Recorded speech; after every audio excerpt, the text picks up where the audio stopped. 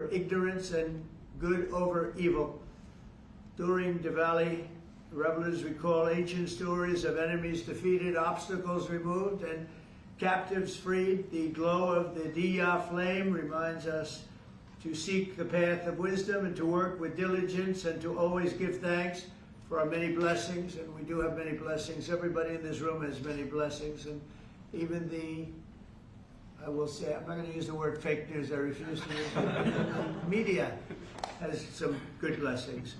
One of the blessings is that you didn't have to stand in the mud outside anymore. You now have a beautiful stone surface, the identical color of the White House. For years they had to stand when we had press conference in the mud because it was grass, and I decided to take care of that, so I think they appreciate it. As we look back in the past year and really look up to the next number of years and hopefully decades and centuries, we've got much to be thankful for. And think of it, a year ago we were a dead country. This country was a dead country, and now we're the hottest country anywhere in the world. These guys can testify to that because I know this. I watch their stock prices, and they're like rocket ships, right? Do they ever stop? Let's keep it that way, right? Let's not talk about it, right? Let's just keep it that way. It's amazing. We have more than $17 trillion. They're part of the reason. More than $17 trillion of investment pouring into the United States. It's going to be, I believe, over $20 trillion by the time the year's up. And as an example, the last administration had less than $1 trillion in a period of their 4-year period. They had less than $1 trillion. We're going to have 20 trillion. We have over 17 trillion already. That's investment coming in. And I think it's largely for two reasons. We had a good election on November 5th, but maybe more importantly, of course, it wouldn't happen if that election result didn't happen. I think much more importantly, we have tariffs that you build in the United States, you don't have a tariff to pay. You build outside and you have to pay a tariff. And we're taking in money at a level that no other country has ever seen. There's never been a country, I don't think, fellas, you agree with that? There's never been a country with an investment in less than a year, actually to be exact, less than 9 months, of $17 trillion, right? And I know you're all participating, aren't you, huh? So that's really good stuff. The economy is roaring, the incomes are rising, and small business confidence is at the highest level in over a decade. So the confidence levels, which they do, which means something, they think over the last 10 years, I don't think they go beyond that. We have the highest level of confidence in our economy. Gasoline prices are way down. Grocery prices are way down. Energy prices are way down. Mortgage rates are down. We have a real stiff at the Federal Reserve. I can't help that. But he's going to be leaving soon. And inflation has been defeated. But even though his rates are too high, the economy has been amazing. Our border is secure, totally secure. We had nobody in the last 4 months coming through illegally, which is actually hard to believe because, they give me those numbers, but essentially it would be just about nobody. They actually say zero. That's actually hard to believe because zero, when you had millions pouring across a year and a half ago, 2 years ago, but we have it down to practically nobody. And they are coming in, but they're coming in legally. And we're forging peace all over the world. We're putting America first. We're getting everybody to sort of get along. And I just got a call from the Middle East. We're doing very well there. We have many, many countries, as you know, signed on to peace in the Middle East, and nobody thought they'd ever see that happening. The Hamas situation, where they're pretty violent people, I would say, that we could put that out in 2 minutes. We're giving them a chance. They agreed that they'd be very good, very, very straight. They wouldn't be killing people, and they have killed people. That wasn't the deal we made, but if they don't honor the deal, they'll be taken care of very quickly, but I'd rather not have to do that. But we have total peace in the Middle East. We have levels of friendship with everybody, and every countries that hated each other now love each other. Nobody ever saw anything like it. I think you guys are pretty surprised over here, right? You're surprised, but a lot of people are surprised. Are you guys surprised? Peace in the Middle East. You've been hearing about it for as long as you've been alive. And it's been a lot longer than that. You're still pretty young.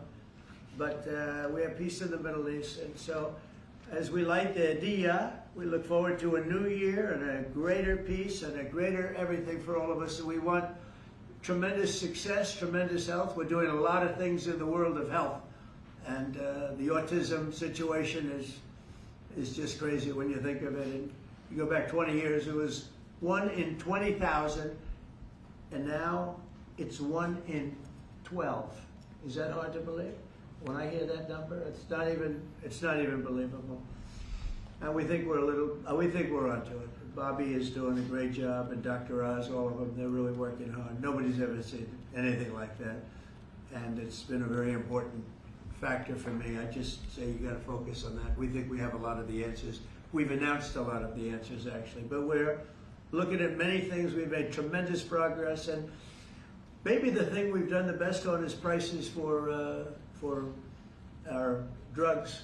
We have favored nations now, where other nations, as you know, were paying a small fraction of what we were paying. And this was, for many, many years, this was happening. This was set up 30 years ago, where we were paying 10 times more, 12 times more, 5 times more, always tremendous numbers more. And I said, we're not doing that anymore. And the drug companies have agreed and the countries have agreed. Now, if I didn't have tariffs, I wouldn't have been able to get it. I said, well, if you don't agree, we're going to charge you tariffs for more than the equivalent amount. And amazingly, everybody agreed. So our drug prices are going to be coming down 100%, 200%, 300, 400, 500% in some cases. A bill that cost $10 in London would cost $120 in, think of it, $120 in New York or any place in this country. A drug that cost $86 in Berlin cost $1,300 in New York and throughout the United States. So we're not doing that anymore. So we're just not doing it anymore. So I just want to, and I think that's going to be huge for our anything, Medicaid, Medicare, Social Security, anything having to do with health, because the drug prices are going to be coming down. And I tell the story of my last administration, my 4th year. I was so honored because I brought drug prices down. The first time in 28 years, prices were brought down by a certain amount. I'll tell you what the amount was in a second, but by a certain amount. And so at the beginning of the year to the end of the year, I actually brought them down. First time in 28 years that happened. And the number was 1/8 of 1%. That's all I say. But I was proud because first time it ever happened. And now I'm bringing prices down 600%, 700%, 900%, 200%. So I can't believe I actually had a news conference to celebrate 1/8 and 1/4 of 1%. But that was, you learned, right? So we're doing, and you guys know more about favored nations than anybody. So we're going favored nations, we're demanding it, and we've got it. And as you know, we had Pfizer, we had the big companies, they were all agreed or close to agreeing, but the countries have agreed to. Actually, the countries would be generally more difficult. If we didn't have the power of tariffs, they wouldn't have agreed. They would have said, nope, you got to pay 10 times more than we're paying. We were paying 10 and 12 times more than other countries for the exact same pill made in the exact same lab or factory. So it's an amazing thing. I think it's an absolute game changer. Nobody's ever even heard of a thing like that. And you'll see the results over the next year, year and a half, and I think it's great. So I'd like to ask a person who's really been fantastic. We'll ask a few of the people to say a few words. You're on international television, so don't get nervous. Cash, would you say a few words, please? You've done a fantastic job. Well, thank you, Mr. President. It's an honor to be a first-generation Indian American whose parents lawfully immigrated to this country. And under your leadership, so many more millions of Americans are living that dream. And to celebrate it here in the Oval Office on Diwali, which you said, rightfully so, is a triumph of good over evil. It's just an incredible honor. It's incredibly humbling. Indian Americans around the world and Indians around the world are thrilled that you are such a profound leader in sharing this diversity with the world. And we can't thank you enough, and happy Diwali. Great. Well, thank you. Congratulations on everything. And how about a great company, IBM? He's taken this company from, it was a little trouble, as I remember, a few years ago, like 10 years ago, to being one of the hottest companies anywhere in the world. Arvind, could you say a few words? Thank you, Mr. President. In the spirit of Diwali, we should also acknowledge all that the President and the administration is doing to really boost technology, innovation, and that leading to economic growth. I want to point out, people forget often how much public and private partnerships in the United States have mattered to boost technology. You look at semiconductors, you look at space, you look at the internet, mobile, and hopefully quantum down the road. So, Mr. President, I'd like to thank you for all that you're doing to boost our technology leadership. Well, you've done amazingly, and I just think it's incredible. I know exactly what you've been through, because it was a troubled company until you came along, and you made it very untroubled. You made it a rocket ship, so I congratulate you. Thank you, Arvind, very much. We have a very, very great company, Adobe, and Shanta, could you say maybe a few words, please? Sure. Thank you, Mr. President. And first, it's such an honor, to be here in the Oval Office and to celebrate Diwali, which for all of us growing up, as you pointed out, was, the victory over triumph over evil, light over darkness. I think what you're doing, Mr. President, to have peace and prosperity and investment in this country is just amazing. And as a company, I think hopefully everybody here is using Photoshop in order to, take all these pictures. But I would really like to thank you for your leadership, and we will continue to invest in the U.S. to make sure that we continue to drive innovation. And your investment's been very large. So how much have you invested, and do you plan to invest in the U.S.? As far as our investment is concerned, it's all intellectual property, it's people, so we make everything here, so that's the software. That's good. And so we're a $20 billion revenue company now. We're one of the largest software companies in the world, and headquarters is Silicon Valley. So thank you, Mr. President. Fantastic job. How much are you investing IBM? $150 billion over the next 5 years. 150 billion, that's good. Micron's doing pretty good. How's Micron doing? Okay, pretty good. Mr. President, really a great honor to be here today celebrating Diwali with these excellent peers of ours from the tech industry. And Diwali stands for light, hope, renewal. And the United States is light to the rest of the world. And particularly on the renewal piece, I just want to really applaud you and your team in terms of bringing Renaissance semiconductor manufacturing here to the U.S. So Micron is investing $200 billion, $200 billion in leading edge memory manufacturing, and in the course of next few years, we'll have 40% of our manufacturing here in the U.S. And this will add, over the course of years, 90,000 jobs and $1.5 trillion impact to the economy. So we are very thankful to the support that we get from your team and Mr. President, from you, in terms of bringing memory here to the U.S. And memory is key with AI today, right? Yeah. You always talk about memory. I have a good memory. But those machines have a better memory, right? No matter what you do. Absolutely. That's fantastic, really fantastic. Nikesh, Palo Alto is a hot one. And tell me about that. Go ahead, please. Mr. President, thank you for having me here, and it's a pleasure and honor Great to honor. celebrate Diwali with you. As my colleagues have said, this is triumph of good over evil and prosperity, and what you've done in the last 9 months in terms of making the United States one of the most business-friendly administrations, and allowing us all an opportunity to invest not just in technology but in our people. It's just amazing.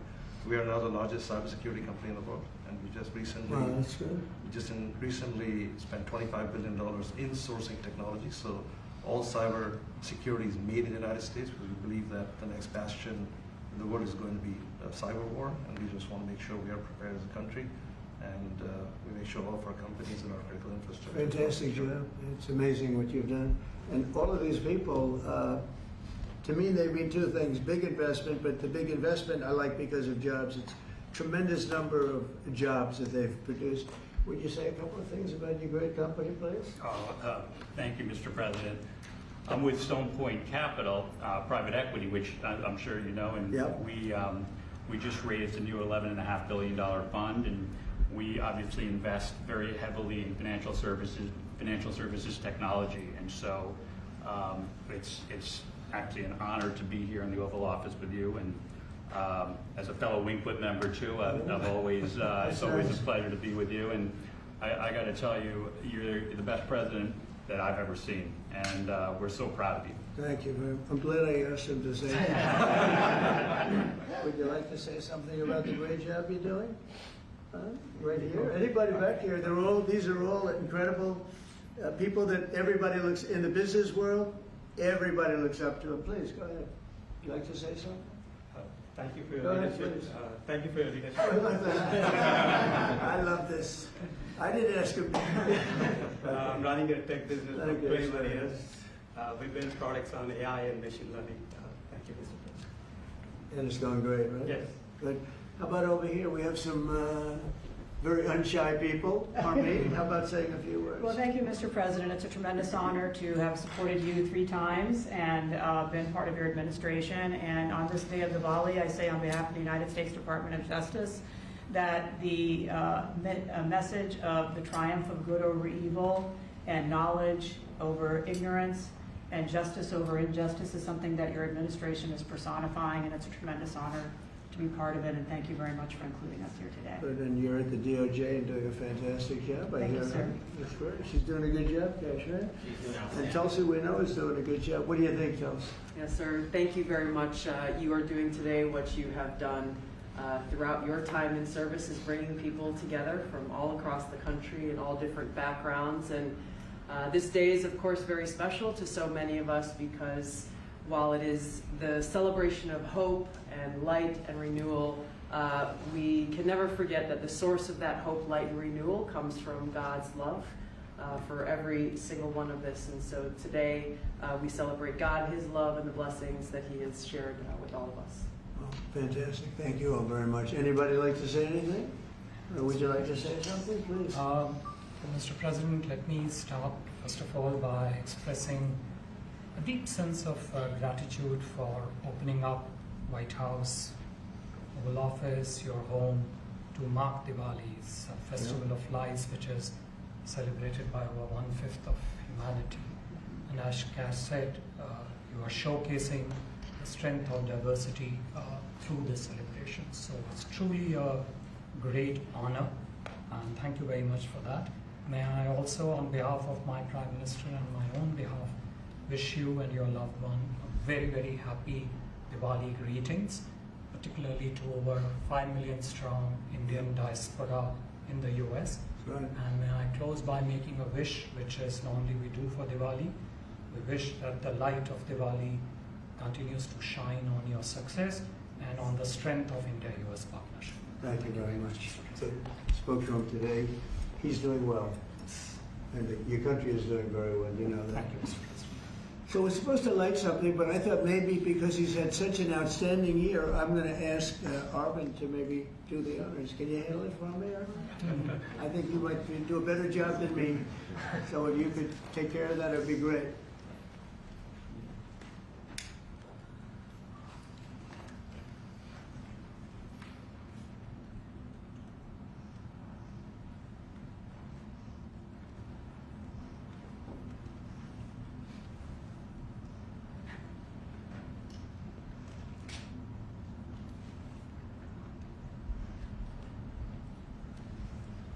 Well, he's done a good job.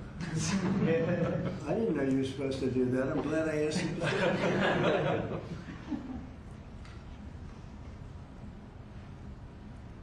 Would you like to come to light? Yeah, if you want.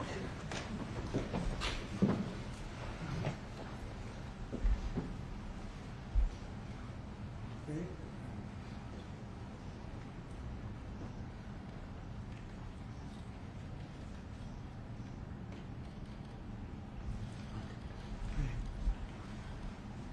Thank you, Mr. President. Thank you all. Thank you.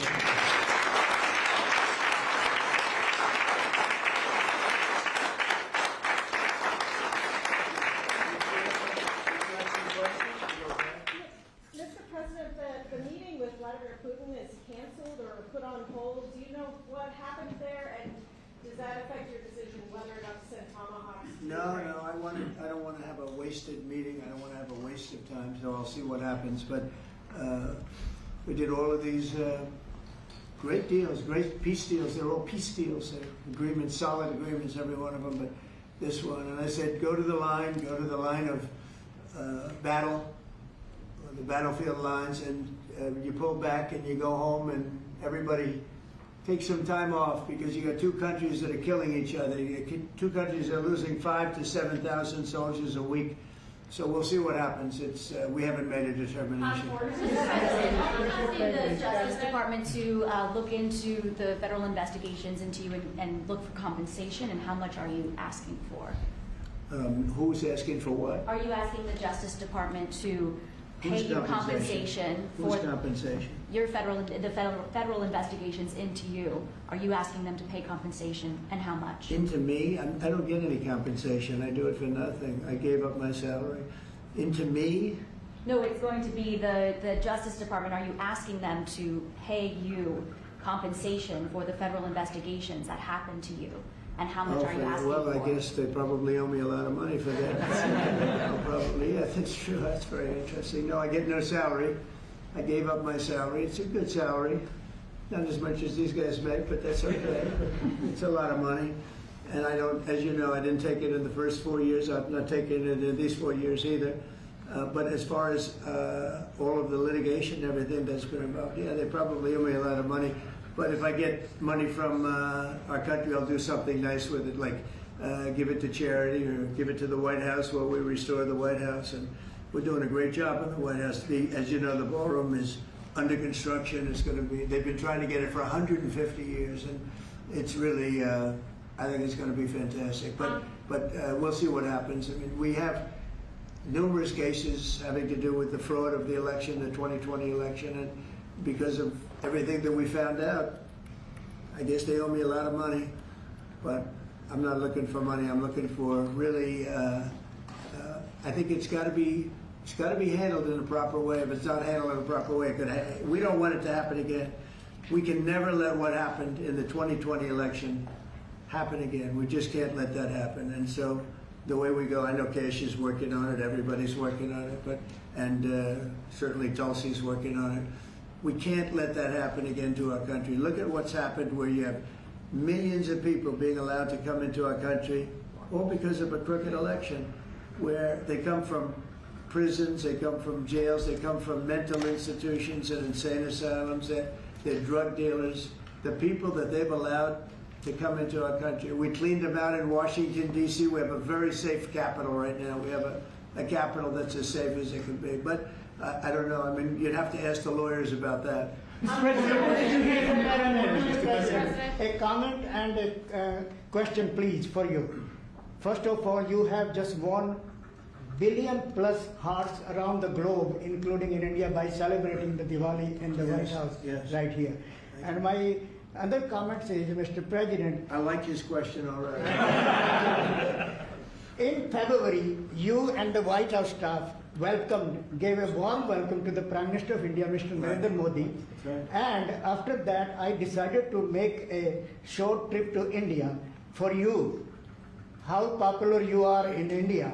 And I went there in a holiest also festival there. Millions of people were there. And also Prime Minister Narendra Modi was addressing a media event, 5,000 people. I was one of them there listening to him. And when I went to several states in India, what I found out, Mr. President, 3 people are most popular there.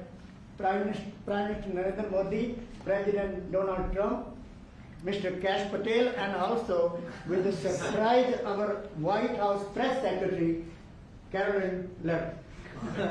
She's doing good, right? She is doing good. And Superstar. And Mr. President, my question is, you had a great relationship with the people of India when you visited India, and with the Prime Minister of India, Narendra Modi, and also with the Indian American community.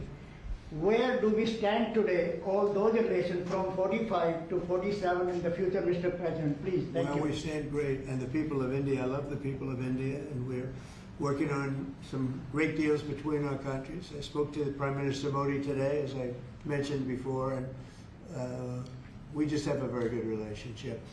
And he's not going to buy much oil from Russia. He wants to see that war end as much as I do. He wants to see the war end with Russia, Ukraine. And as you know, they're not going to be buying too much oil. So they've cut it way back, and they're continuing to cut it way back. Mr. President, what would the Kremlin say Mr. to President, Yeah, please, go. an appeals court recently ruled that you can send the National Guard in Yeah. Portland, Oregon. Do you feel unfettered to send the National Guard into whatever city you want now? Well, I guess so. That was the decision. I can send the National Guard if I see problems. I looked at Portland over the weekend. The place is burning down, just burning down. We weren't there. We didn't spend much time there because we were waiting for that decision. But the court probably maybe that influenced the court. But you look at a place like Portland, it's ridiculous when they say that there's no problem. The place was on fire over the weekend. But we won the case in Court of Appeals. I think it was the Ninth Circuit, so that's pretty good. And a very strong opinion that we have the right to use the National Guard. You would think that would be common sense. We have the right to use the National Guard to put out trouble. Well, that's how I got elected. One of the reasons I got elected. Yes. Mr. President, what changed your mind after talking to Vladimir Putin between then and now? Why did you think that a Budapest summit might be wasted time? Well, I didn't say anything. I didn't say it would, and you never know what's going to happen. But a lot of things are happening on that front, on the war front with Ukraine and Russia. And we'll be notifying you over the next 2 days as to what we're doing. Did you hear a lot of things are happening. Did you hear something from the I think we're going Kremlin? to get it solved. Yeah, please. Mr. President, on Ukraine, do you still see a chance for a ceasefire? And what is Say it Putin again, asking for? what? Do you still see a chance for a ceasefire? And what is I do, Putin yeah, asking yeah. for? I do. It's a vicious war. It doesn't really affect us. We sell equipment to them. We sell equipment to NATO, and NATO gives it to Ukraine, but we don't pay anything anymore. Biden spent $350 billion. The war would have never happened if I were president. Would have never, not even a million years. And Putin knows that too. Would have never happened. But it did happen, and I came in, and I have to see if I can put it out. But it doesn't affect us because we're not losing soldiers there. Although, when I first came in, that could have ended up, it's not going to happen, but it could have ended up in World War III. That was really out of control. So now it's they're shooting and they're killing people, and I think Putin wants it to end, and I think Zelensky wants it to end, and I think it's going to end.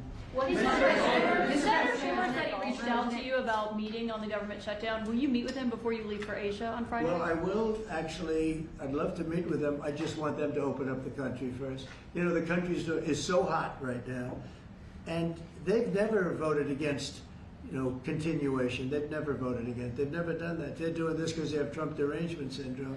But I would love to meet. I would like to meet with both of them, but I set one little caveat. I will only meet if they let the country open. They have to let the country open. The people want to go back to work. They want to be served. They need the services of some people, and a lot of people need the money, the payroll. So I'll do it as soon as they open up the country. I'd like to meet. So you won't meet with them until the government. Just to be clear, you won't meet with them until the government's open. The government has to be open, yeah. The government has to be. President. You know how long it would take for them to do that? Just say, okay, government's open, that's it. There is nothing. How long They're do you not think this could negotiating. go? What they're doing is saying they lost the negotiation, and when we got the great big beautiful deal done, they lost that negotiation. Now they're saying, well, we want to get some of the things we lost. But the problem is the things they lost are very bad for our country. We don't want to have people come over from all over the world, from prisons and all, and have them have their health care paid for. We want to take care of people that are here, that are American citizens and all. So they want $1.5 trillion of money to be wasted and jeopardize the health care of other people. We're not going to do that. So I would love to meet with them. We want the country open first. Mr. President, a new poll shows that if Curtis Sliwa dropped out of the New York mayoral race, then Andrew Cuomo would only trail Mamdani by 4 points. Would you call Curtis Sliwa to drop out of the race so that can happen? Well, I looked at the polls, and looks like we're going to have a communist as the mayor of New York. It'll be very interesting. But here's the good news. He's got to go through the White House. Everything goes through the White House, at least this White House it does. And we'll have to see what happens. But if he dropped out, he's not going to win. And not looking too good for Cuomo either.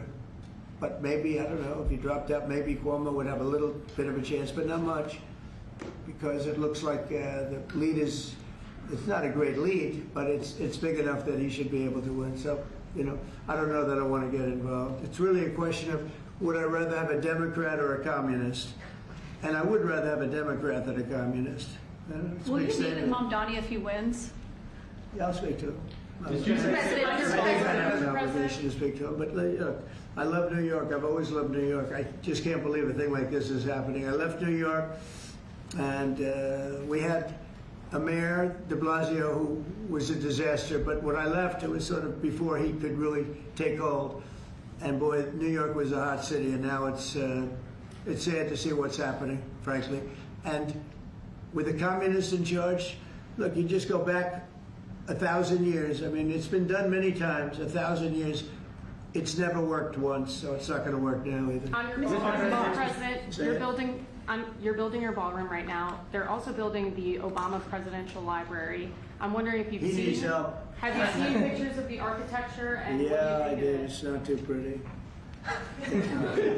No, but it's closed. It's stopped. They ran out of money.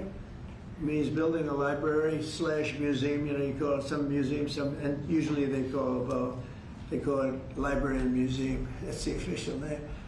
And they're stuck. And he wanted only women and DEI to build it. Well, that's what they got. And the construction workers are standing out there and saying, we want to be able to build it. You know, you have I built a great building in Chicago, as you know, a big, beautiful building, one of the tallest buildings in the country. And we got it built very quickly, very well. And we used the construction workers of Chicago. They're great workers. They're great construction people. And I suggested he get them involved. But they're hundreds of millions of dollars over budget. And I think it stopped. I'm reading these terrible stories. But that's the way our country was run under President Obama, too. Nobody knew it. Mr. President. Thank you, Mr. President. Russia remains China's top crude oil supplier in September. Are you considering tariffs on China? Well, I mean, you read the same papers as I do, but I don't have to read the papers because I'm the one. Right now, as of November 1st, China will have about 155% tariff put on it. And I don't think it's sustainable for them, so I want to be nice to China. But China's been very rough with us over the years because we had presidents that weren't smart from a business standpoint. Some were good politicians, some weren't even good politicians, but they allowed China to take advantage of us and every other country to take advantage of us. If you see, I made a deal with the European Union, I made a deal with Japan, with South Korea, made a lot of these deals that are great deals, and I was able to do it. It's really national security. I was able to do it because of tariffs. And we're getting hundreds of billions, even trillions of dollars paid into the United States. We're a very rich country again. We'll start paying off debt. We'll do a lot of things. We'll probably make a distribution out of some of the tariff money. I think we're going to make a distribution over the next fairly short period of time to the people because we took in so much money from the tariffs. Just European Union, $650 billion. Japan, $550 billion. South Korea, $350 billion. That's even a lot of money for you guys, right? That's not bad, right? But no, we're taking in a lot of money, and it keeps people like this here because that's why they're coming in. I mean, you wouldn't be, I mean, I'm not going to speak for you, but generally they won't be coming in if it weren't for tariffs. They come in here and they don't have to pay any tariff. If they do it outside, they pay a lot of money, a lot of tariffs. The money comes to us. And in order not to pay the tariff, they come and they build here. That's why we have more plants under construction than we've ever had in the history of our country. And you wouldn't think it's complicated, but you would have thought somebody would have done this a long time ago, sitting in this beautiful seat behind what's called the Resolute desk. You know that, right? This is a very famous. This is even more famous than any of your desks. But your desks are very good. I'll follow up on her question to you, because the New York Times is reporting that your legal team is seeking $230 million from your own Justice Department now in response to the investigations into you. Is that something you want your legal team to do? I don't know what the numbers are. I don't even talk to them about it. All I know is that they would owe me a lot of money, but I'm not looking for money. I'd give it to charity or something. I would give it to charity, any money. But look, what they did, they rigged the election. And as you know, we had, in one case, 60 Minutes had to pay us a lot of money. George Slobodanopoulos had to pay us a lot of money, and they already paid. You know, they paid me a lot of money because what they did was wrong. And, you know, when somebody does what's wrong. Now, with the country, it's interesting because I'm the one that makes the decision, right? And, you know, that decision would have to go across my desk. And it's awfully strange to make a decision where I'm paying myself. In other words, did you ever have one of those cases where you have to decide how much you're paying yourself in damages? But I was damaged very greatly, and any money that I would get, I would give to charity. Thank you, Mr. President. Yeah, please, go ahead. Is the Democrat Party now more Zohran Mamdani's party than it is even Leader Schumer's or Leader Probably Jeffries? is, yeah. Look, I mean, maybe he'll run for president in 4 years. You have a communist president. That would be interesting, right? I don't see it happening. You know, I've always said you will never see, and I always talked about socialism. And you will never see a socialist so-and-so. And I was right. I say it in speeches. We will not have socialism in our country. And I was right. Communism, yes, but socialism. In other words, they skipped socialism and they went down to communism. No, he's a communist, and he's going to be maybe the mayor of New York. I don't know. Maybe, you know, polls are wrong, but these polls seem to be pretty consistent. But he would be, I would say he would be the leader of the party. It's not Schumer. Schumer's shot. He's shot. This poor guy, I feel sorry for him. I've known him for a long time, but he's I think he's mentally gone. He's been beat up by young, radical lunatics. And I think Chuck Schumer is, he's gonzo. I really do. I think he's probably not going to run. It shows that he's losing in every poll. Now, this is hard. You know, he wants to meet with me. It's sort of hard to meet with a guy after I make a statement like that, but I'm just giving the facts. I think Chuck is probably finished. I know some people, Democrats, that would be good. Some good politicians and some, you know, reasonable people. But I understand that they would not have a chance of, you know, getting even the concept of holding the torch. They're not going to get it. But they have some people that I really believe they're low IQ people. They're stupid people. And they seem to be leading the party. So we'll see what happens. Look, the Republicans are strong. We have great leadership. We're very strong in every way, and we're going to keep it that way. But we are really a strong party. You know, our party's grown magnificently. We've got, look at all the union votes I got. Nobody thought that was ever possible. Look at the election where I won I won everything. I won all 7 swing states. If you win 3 or 4 swing states, you're doing great. I won all 7 by a lot. And I think the best thing when you look at districts, 2,700 versus 525. That's big. That's why the map shows all red.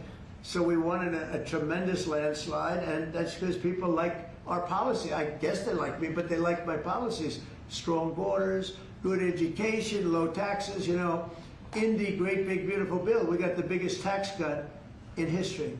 Not only no tax on tips, no tax on Social Security, no tax on overtime. We got the biggest tax cut in the history of our country in the bill that we just approved. And I think people see that and they like it, and that's why we're doing well, but they are not. They do not have leadership. Thank you very much, everybody. Thank you, Thank you very much. Thank you, guys.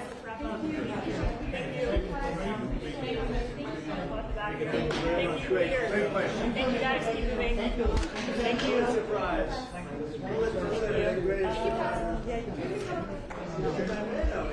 Tell them. Okay, see this man out here? Does everybody know him?